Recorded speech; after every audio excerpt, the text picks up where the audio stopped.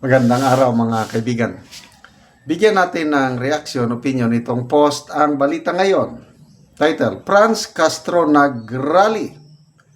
Tila inuutusan ang Korte Suprema na ibasura ang kanyang kaso. Ito, ibasura ang gawa-gawang kaso sa Talaingod 13. Ngayon na. Sa gitna ng banta ng pagkakakulong, nanawagan sa korte si dating ACT Teachers Party List Representative Franz Castro na baliktarin ang hatol laban sa kanya.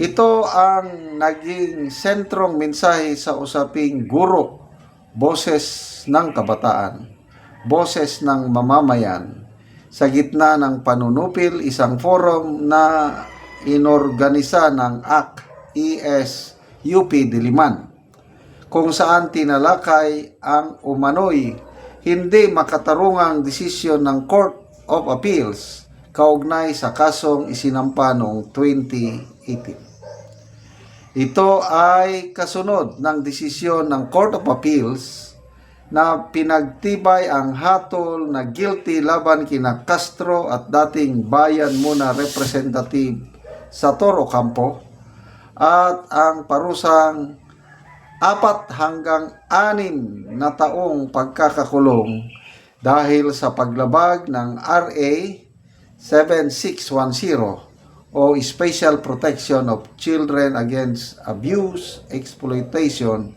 and Discrimination. Okay. So, hindi po madala ng rally-rally ang Korte Suprema.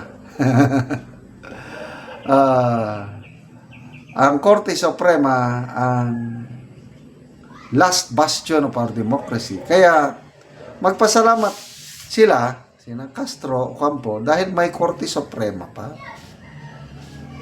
Kasi dalawang korte na ang nagkaisa na guilty beyond reasonable doubt. 4 to 6 years of imprisonment. So, dapat kulong na sana ngayon. Kaya lang, may Korte Suprema pa eh. Kaya, hintayin natin ang desisyon ng Korte Suprema dahil baka nga nagkamali ang Regional Trial Court at Court of Appeals. May mga instances na ganyan na pagdating sa Korte Suprema, pinapawalang sala ng kataas-taasang korte ang nasasakdal. Example, itong si Ramel Madriaga, yung nag-akusa kay VP Sara ng kung ano-ano. Convicted na yan ng kidnapping. Hanggang pagdating sa Korte Suprema na absuelto dahil, I don't know, technicalities ba? Kaya, ma-stricto ang Korte Suprema, dapat sundin mo lahat ng batas, due process sundin mo. Konting technicality lang, ibabasura. So, anyway, karapatan naman nila ang ganyan, magsalita, opinion, kailang kahit araw-araw pa kayong mag-rally o magtalakay na ibasura, hindi yan. Depende sa ebidensya. Ang pinag-aralan, ang pagkakaintindi ko, ang titignan ng Korte Suprema dyan is hindi na yung ebidensya. Ang titignan lang is, hindi ba nag-abuso ng kapangyarihan ang Court of Appeals at saka RTC. Yun lang ang titignan. Ebidensya, no more. May nabasa akong post ni Attorney Ludalbi Vista. Nagpaliwanag na supposed to be, hindi na sana iaakyat sa Korte Suprema. Kaya lang, yun ang nakasanayan, nakakyat pa rin. Kaya, in a few moments from now, o years kaya, okay lang. Ilang taon pa, tagal-tagal pa yan dahil sa dami ng kasong inaasikaso ng Korte Suprema. Abutin ng ilang taon. I don't know how many. But, one thing is sure. May wrong decision yan. At pag nag-decide na, I don't know kung by the time nasaan na si Franz Castro. Kusa ba siyang susuko? Sundin ang verdict ng korte? Or, dalawa yan pwedeng magtago. Para iwas himas-rihas.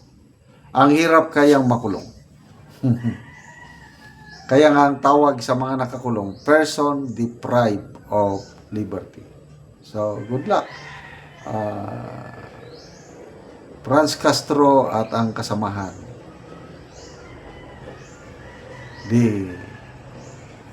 Mabagal man, kailang ang batas, aabot ang kamay niya sa inyo. Okay, speaking of pagkakulong, pangilang araw na ba ngayon ni ex-Senator Revilla?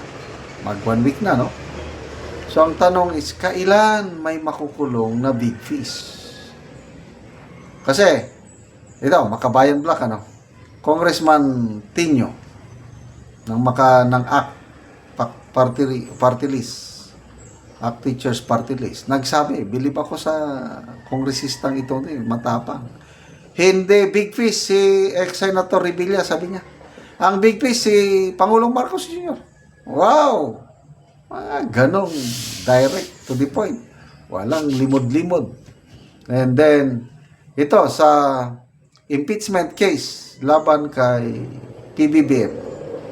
I don't know kung sabi ni Congressman Toby Chanco, kung sa dalawang impeachment case na isama dyan yung pag-kickback ba o whatsoever, yung pagtanggap ng Pangulo ng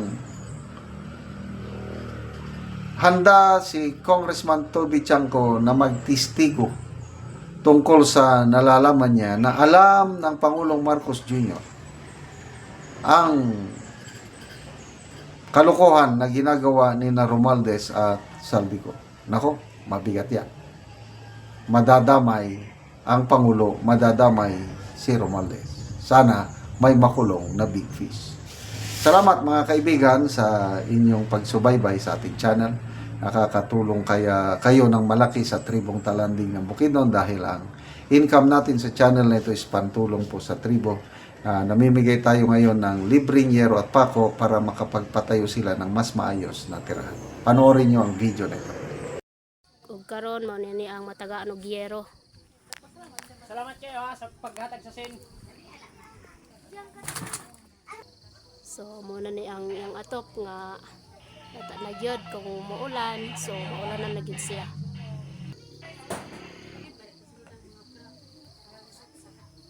So buslot na gyud ang ilang yero. So mag-atop na siya karon kay natagaan siya yero.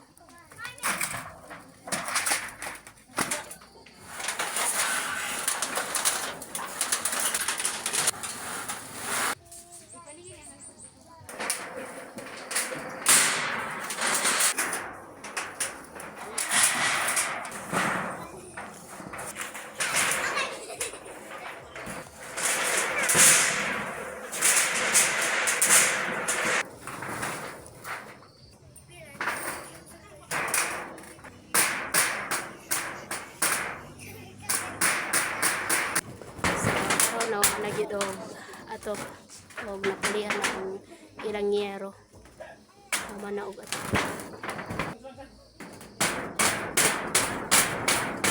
So nindot gid kayo kay napulihan na ang gatuluan. So karonte unsay imong masulti nga natagaan kag yero og human na gyud og atop ang imong balay nga. Daghang salamat una-una sa tanan sa Ginoo ug sa nagtan-aw sa video. Og labi na sa nag-sponsor. Kay kani akong balay 5 years na aya pa gid ni napulian og yero. So na kay anak te. Naa So pila ka buk imong anak? isa unya bros pag ko karon. So si ate, isa yang anak, so nanay kaduha, so aya pag napulian ang yang yero nga gatuluan na. So karon ate wala na gyud, di na gyud katuluan.